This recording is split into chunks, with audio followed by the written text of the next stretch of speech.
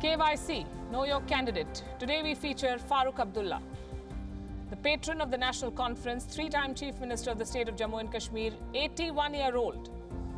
He will be standing from his citadel, Srinagar, in this election as well. His record as a parliamentarian reads like this. He has an attendance of 71%, a tad lower than the average of 80%, but not so bad. He participated in just 2 debates, a fraction of the national average of 14. He raised only 13 questions, again well below the national average of 85, and he did not introduce a single private member bill in his last term. His constituency has a high literacy rate, even more than already high state average. And it also houses a large number of homes with toilets and electricity. It's a developed area.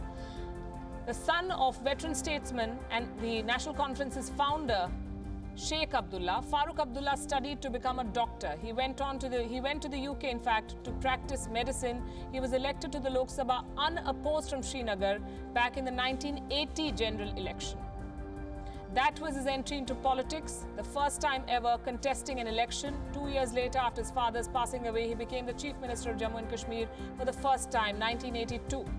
The National Conference believes Srinagar to be a safe seat for Farooq Abdullah, and his opponents pose no threat to him. But do bear in mind, in the 2014 general election, he lost. Farooq Abdullah lost to the People's Democratic Party or PDP candidate Tariq Hamid Kara. But in 2017, he won the by-election for the Srinagar parliamentary seat by defeating the PDP's Nazir Ahmad Khan. But the by-poll was marred by violence and civilian deaths. That resulted in a pathetic 7% voter turnout. 7. This general election, Farooq Abdullah's poll planks, so to speak, are Article 35A and Section 370, like in most elections. The parts of the Indian Constitution that give special powers to the state of Jammu and Kashmir, they're back in currency. They're talking about these two things again. And Abdullah Sr. has put up a strong campaign against them being scrapped. The BJP says it wants to scrap them. It has promised to completely do away with 35A and 370, which way Srinagar votes is anyone's guess, but Abdullah's first priority, more than anything else, would be to ensure that people come out and vote this time.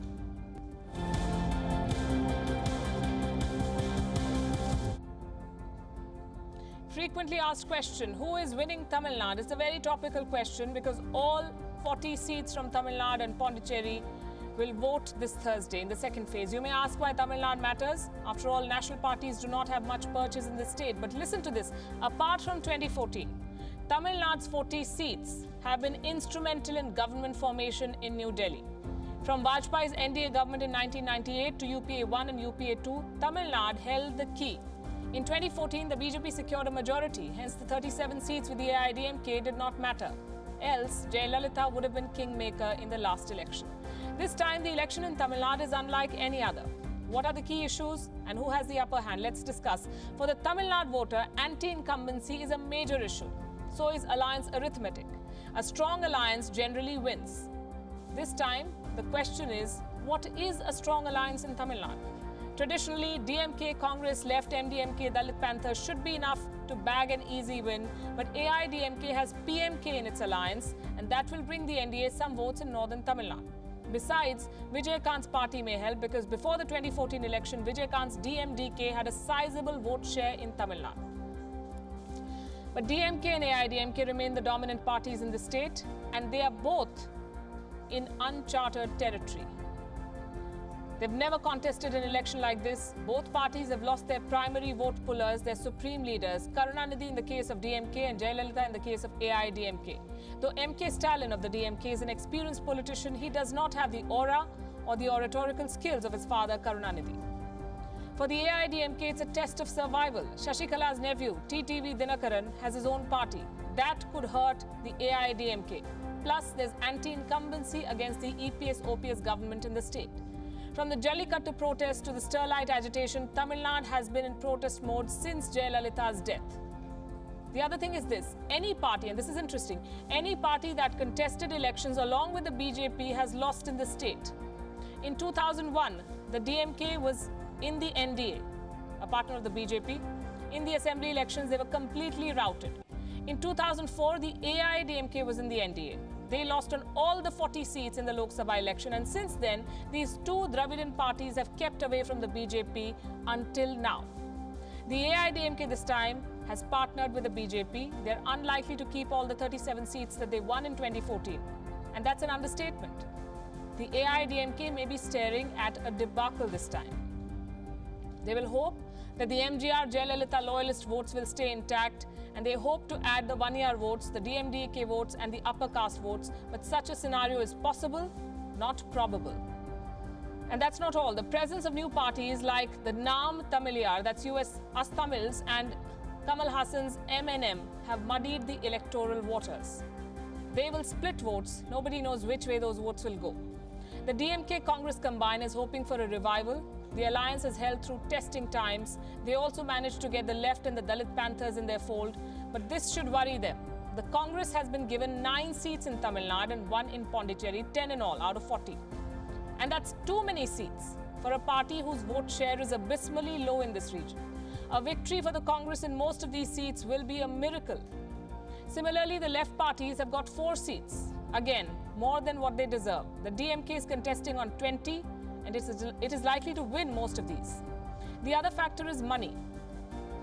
Bribing voters is the accepted election formula in the state of Tamil Nadu. All sides do it, and as we speak, the election in Vellore constituency has been cancelled. The reason is simple. The poll panel had earlier suspected the use of money to influence voters, and they sent a letter to the president to scrap this election. The DMK is crying foul, but this could be the first of many actions from the Election Commission. Expect a lot more action in the next 24 hours. As far as issues go, Tamil Nadu is riddled with problems. A decade ago, the state dominated most social indicators. Now it struggles. Alcoholism has hurt. The government's TASMAC is a major source of revenue. Tamil Nadu was once a strong agricultural and industrial state. Today it suffers acute water shortage, farm distress, rising unemployment, and environmental issues. The Chennai floods exposed the holes in the city planning. Anti-Sterlite protests and the shutdown of textile mills, the firecracker industry, they're all just examples of the sorry state that Tamil Nadu finds itself in. And all this could work in the UPA's favour. But if the UPA does not win more than 25 of these 40 seats, they are in trouble. The NDA is hoping to win in Tamil Nadu what it loses in the Hindi heartland, and that is why the battle for Tamil Nadu is very crucial.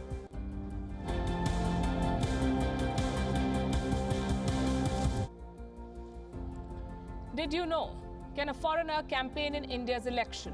Why is this a relevant question? Because it's happening. A Bangladeshi actor, Firdaus Ahmed, is campaigning for the Trinamool Congress Party in Kolkata. The Ministry of Home Affairs has sought a report from the Foreign Regional Registration Office.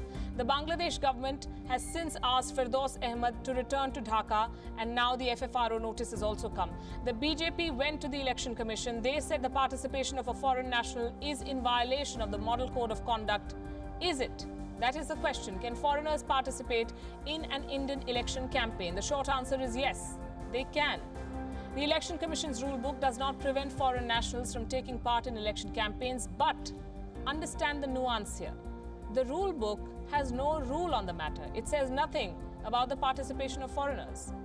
Now, foreign nationals in poll campaigns are becoming a bit of a trend, not just in India but around the world. Ahead of the US presidential campaign, remember in 2016, British leaders Boris Johnson and Nigel Farage made positive comments on Donald Trump. Some leaders even visited America. It is allowed in the US, but India's electoral law remains mute on this front. 2 years ago, the Law Ministry posed a question to the poll panel. The question was this: can people of Indian origin, PIOs, campaign in Lok Sabha and Assembly elections in India? Do such campaigns violate visa conditions? This was because several people of Indian origin were campaigning in the Punjab Assembly election. The Chief Electoral Officer of Punjab asked the Commission if such people can be allowed. Now, this issue only concerns PIOs, people of Indian origin. The Law Ministry and the Election Commission are yet to decide. Should they be allowed? Remember, PIOs are not Indian citizens. They are people of Indian origin only. They visit India on a visa. They explain the purpose of the visit in their visa application. How is it right to allow such people who have not mentioned election campaign as a reason for a visit to influence India's elections? And what about foreign nationals like Firdaus Ahmed? Did she indicate in her visa that she will campaign for Mamata Banerjee? Should such campaigns be allowed? After all, these foreigners have nothing at stake in India's election. Should their political views matter to the voter? These questions are very important because increasingly there is talk of foreign influence in elections. Across the world, several countries have passed legislations to not bring up foreign policy issues before voters. And governments around the world are looking for tacit support from outsiders to retain power. Just last week, Benjamin Netanyahu won the Israeli election, and during his campaign, Donald Trump had endorsed him, had acknowledged Israel's sovereignty of Golan Heights, and most agree that this helped Netanyahu win. If India's election commission remains silent, such events will happen here as well. Foreign campaigners, foreign powers will try to influence the voter for their vested interest.